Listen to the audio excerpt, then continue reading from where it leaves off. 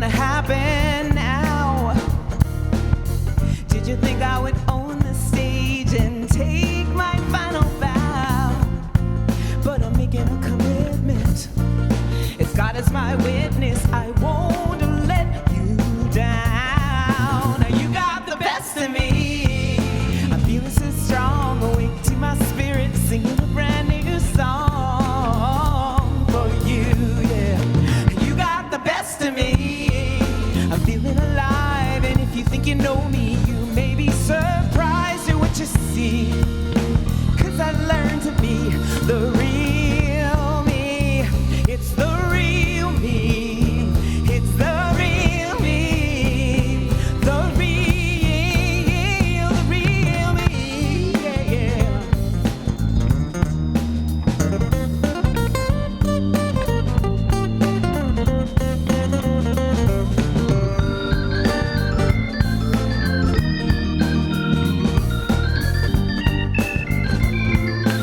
You got the best of me. I'm feeling so strong, awake to my spirit, singing a brand new song for you, yeah. You got the best of me. I'm feeling alive, and if you think you know me, you may be surprised at what you see. 'Cause I learned to be, and I'm finally, yeah, the real me, yeah, the real me. Well, I'm finally the real me. Oh, I'm living on one condition. Oh, that love is my true conviction. You got the best of me now. Well, I am finally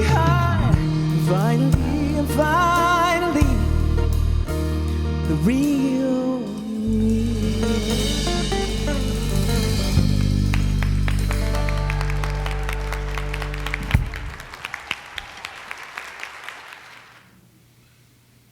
So many of you know that I work often with an imam and a pastor.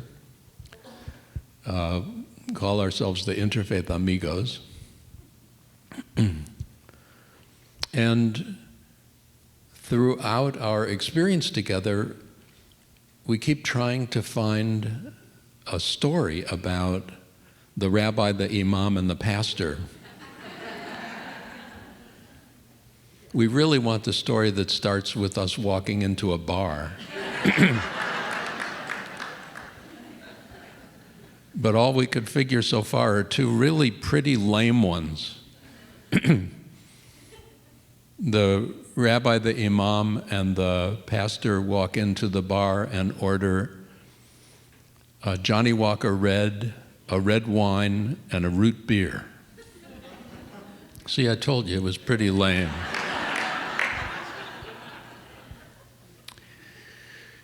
But here's my favorite story about the three of us. The rabbi, the imam, and the pastor get together and they turn to each other and they say, "What would you like to have people say when you die?" And they turn to the pastor and say, "What would you like to have people say when you die?" And the pastor says, "I'd like to have them say that I lived the love that Jesus preached. I lived the compassion and I supported people and I lived a life with integrity." And they turn to the imam and they say, "What would you like to have people say when you die?" And the imam says, "I'd like to have them say he lived the life of the Quran. He lived the upright path, the path of righteousness, the path of compassion." And they turn to the rabbi and say, "What would you like to have people say when you die?" And the rabbi says, "I'd like to have them say, look, he's still breathing."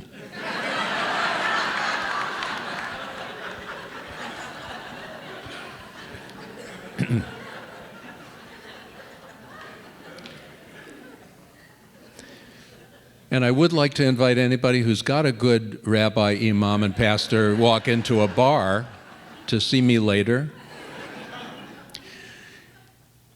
It's wonderful, like synchronicity, that you're dealing with stories. I love that you're inviting people to tell stories at the celebrations on Sunday. I love stories because essentially we are people of story. If we wanted to communicate across culture, across time, across place, the most effective way of doing that is through story. Because we hear stories, we're able to repeat stories, we're able to translate stories. And my tradition is a tradition of story. It's a tradition of narrative.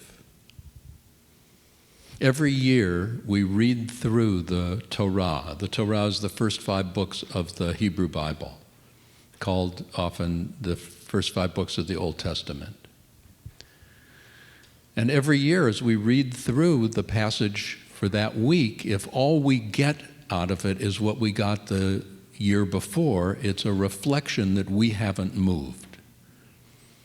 Because a spiritual literature reflects the nature of the beings through whom that literature unfolded. And we are spiritual beings. The essence of a spiritual being is that there's unlimited levels of transcendence, unlimited levels of awakening, unlimited levels of expansion. It's an adventure in consciousness. And there are no bounds in consciousness. Bounds exist, limits exist in this material world, in the world just of consciousness, turning in, turning behind. The only limits are those imagined limits. And they become gates when we allow them to be. So along the way, telling stories, this particular week has the Torah portion about the 12 scouts. All of you obviously remember your Bible stories. I didn't hear very many of you chuckle at that. If you're wondering, what's a Bible? Any rate, we're trekking across a wilderness to get from a place of enslavement to a promised land. It's actually a journey walking of about 11 days. But we didn't get there in 11 days. It took us several months. So we're on the outskirts of the land, and Moses selects leaders from each of the tribes to go into the land and to scout it out. Is it a good land? Does it produce good fruit? What are the people like? Because we're going to meet some resistance when we come in. So he sends out the 12 scouts, and after 40 days they come back. And essentially 10 of the 12 say, it's too big for us. The people there are like giants.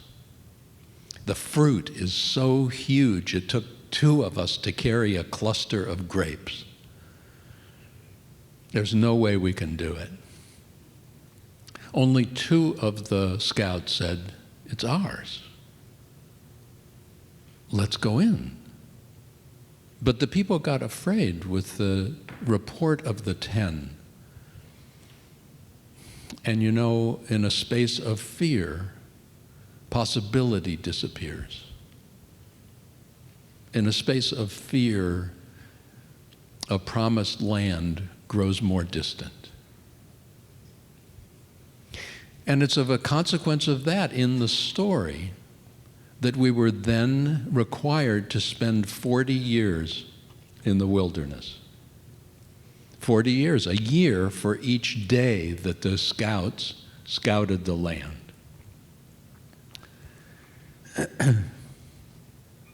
But story reaches across time because It's not just a story of a particular place, a particular time, and particular people. The story's about us. Each and every one of us, not once, but our journey is toward what we consider to be our next promised land. And what do? Well, we do the same thing. We send out scouts. We send out our imagination into the future that we seek. And how many times do we send out scouts who come back with the report that it's too much for us? It's too hard for us. We're not strong enough. We're not wise enough. We're not good enough. We haven't prepared enough. Maybe next year, maybe the year after that, maybe after I get a degree, maybe after I have more money, maybe.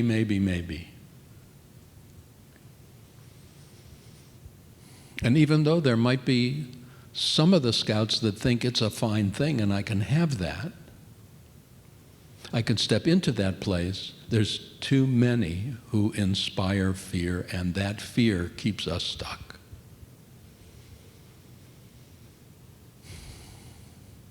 I mean, how many of us walk our 40 years or more, keeping ourselves, holding back from some vision or some yearning of a promised land that we just don't believe we can step into? And it's really complicated in our time because it's not only a promised land for us individually, but it's a promised land for our community. It's a promised land for our families. It's a promised land for our country. It's a promised land for our world. And when we start thinking in those terms, boy, those voices of impossibility and the voices of fear and the voices of weakness and the voices of insufficiency just, wow. We look at our country and we go, we can't even talk to each other now. How do we get past this? And who are we? What power do I have? What power would I need to have? And in this world where war has been the one constant throughout all history, how can I possibly hold a promised land that is a place of peace, that is a place of compassion, that's a place of support? And so we withdraw. We withdraw into our little circles of safety, and we hold on to the stories that we've been carrying with us all the time. You know them. If you ever want to meet your story more clearly, meditate. Because the mind thinks that when we're quiet, that's a cue for it to start telling us our story. And boy, we get so attached to our stories. I mean, a lot of us have been telling the same story for a very long time. In fact, I'm convinced that a lot of people change partners to find someone who will listen to our stories again.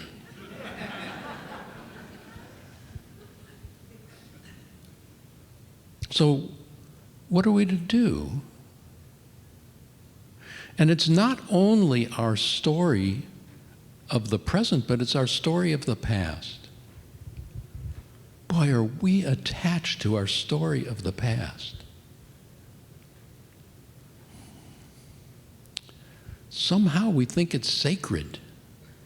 You know, that if we think about changing our story, well, how can you do that? But I think that in order to step into the consciousness that's required to approach our promised land, in order to send out scouts that come back with messages of possibility and messages, in fact, of fulfillment, we need to change our backstory. And I'd like to tell you what I mean by that. Changing our backstory changes us from being victims of a history to moving into choice. Changing our backstory doesn't necessarily mean changing the events, it means changing purpose.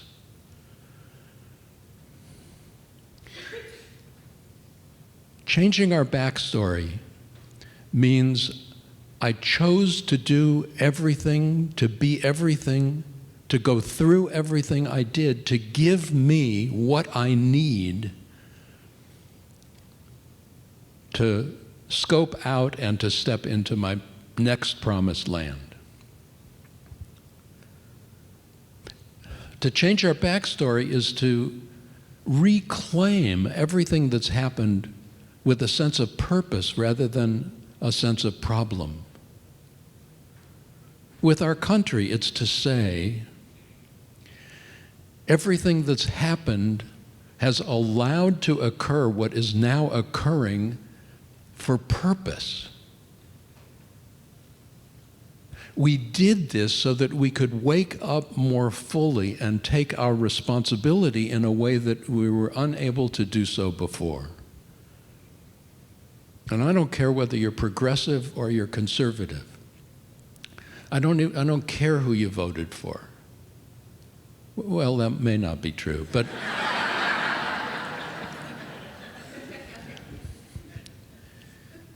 in my better moments, that's true.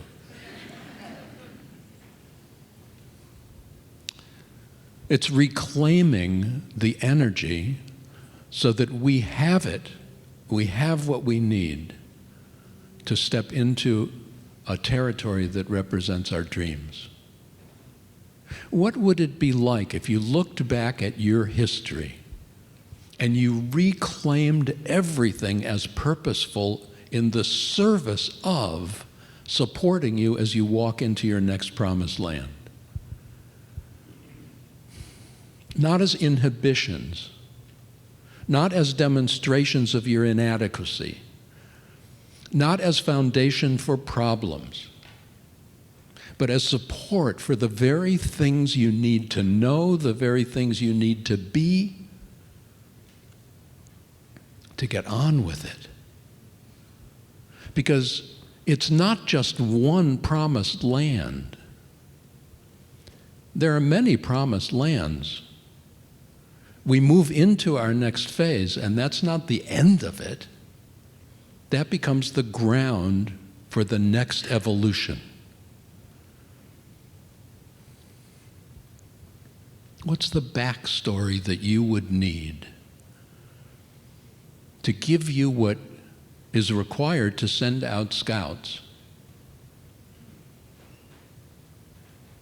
into the promised land?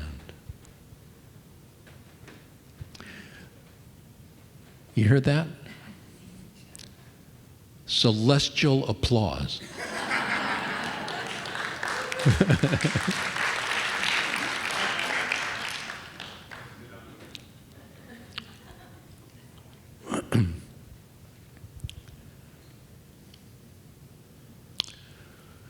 Celestial applause led me to forget what I'm talking about.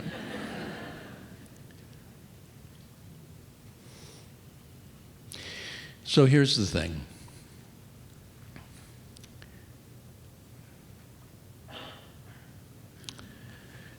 Our ego thinks that what we need in our promised land are a change of conditions.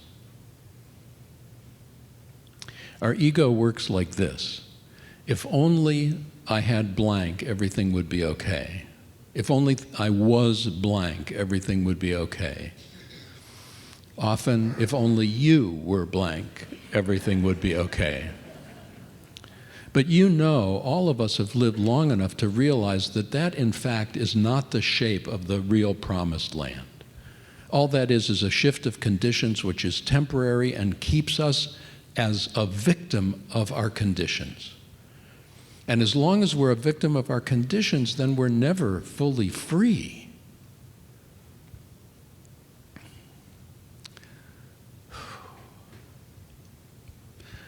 When I was receiving notice of the 20th anniversary of my high school graduation, just a couple years ago, there was a question asked, what's the most important thing you learned since high school?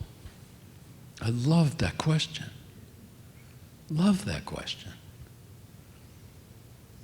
I didn't go to my high school reunion, but I carry that question with me because the most important thing I learned, I always thought that my inner state was a consequence of my outer reality.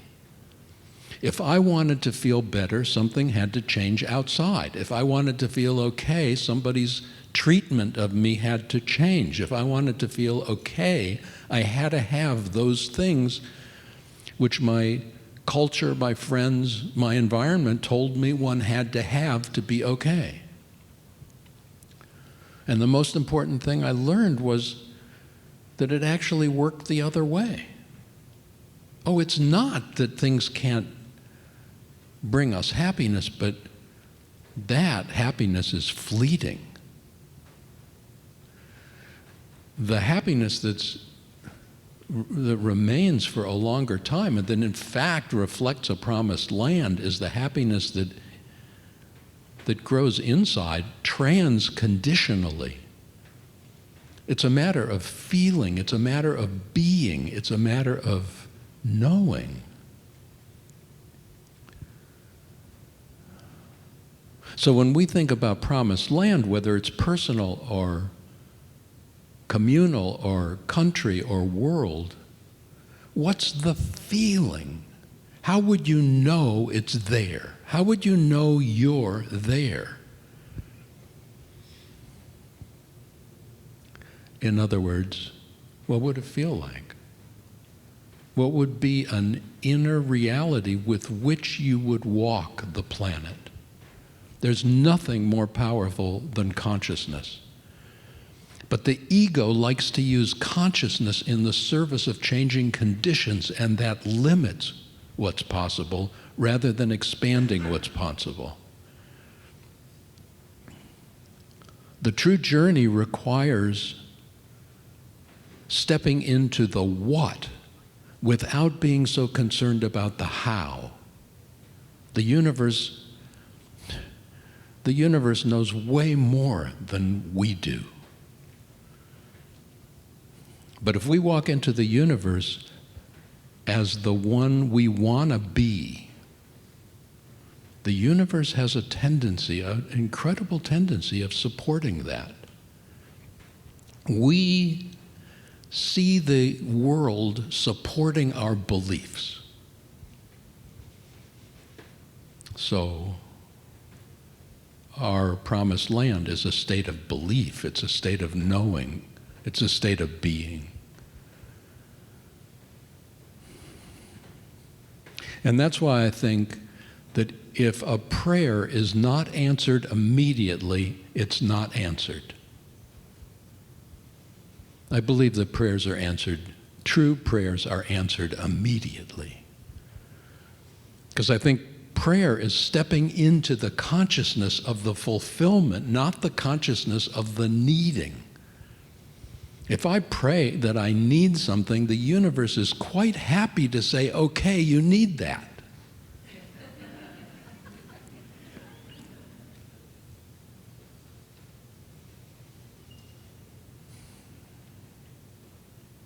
So what's the promised land for you? What's the backstory that supports you having the strength and the wisdom and the empowerment to step into that promised land? What do you want to know about yourself? What do you want to know about your community? What do you want to know about your country? What do you want to know about your world? And I'm not talking knowing just as a cognitive act. I'm talking knowing on a cellular level, knowing in consciousness.